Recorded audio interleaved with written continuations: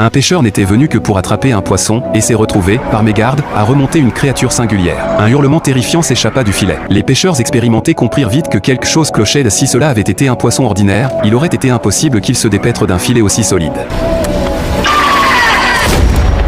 Sur le moment, les hommes ne réalisèrent pas l'ampleur du problème et crurent n'avoir tiré du fond qu'une espèce étrange. Ils ne se doutaient pas qu'une guerre entre la terre et la mer venait déjà de commencer, en secret. Quelques jours plus tard, l'armée britannique acheta aux pêcheurs le cadavre de la créature. Dans les écrits anciens et les légendes, on appelait ce type d'être un démon marin, mais nous sommes au XXIe siècle, d'un point de vue scientifique. Les officiers préfèrent les nommer hommes de l'eau. Les biologistes découvrirent au cou du cadavre une perle. Ils supposèrent qu'elle faisait office de pièce d'identité pour ces êtres, renfermant diverses informations biologiques. Avec les techniques humaines actuelles, on ne put toutefois déterminer que sa composition, du carbonate de calcium. Sur ordre du général, la perle fut replacée en son emplacement. Puisqu'on savait désormais qu'une autre civilisation peuplait le fond des mers, il était prudent de ne pas effectuer de gestes irréfléchis. Avant de partir, le commis Barclay, ému, adressa en secret une prière au cadavre suspendu en l'air, mais ses prérogatives étaient trop faibles pour autre chose. Le général décida que le Royaume-Uni essaierait en premier d'établir le contact avec la civilisation marine. Le service recherche et développement avait étudié l'appareil phonatoire des Watermen et mis au point un système de traduction. Encore en phase de test, il permettait toutefois de transmettre des phrases simples. Le général, via ce traducteur, adressa un salut amical aux océans. La surface resta d'abord immobile, mais on était persuadé que le message avait été reçu. Il ne restait plus qu'à attendre la réponse de la mer. Or, cette même nuit, alors que tous les soldats allaient se reposer, le danger se rapprochait silencieusement du dépôt où le cadavre était entreposé. De garde, le sergent Morgan et le soldat Dulara imaginaient qu'ils ne surveillaient qu'un corps et n'attendaient pas d'incident. De surcroît, le camp était muni d'eux.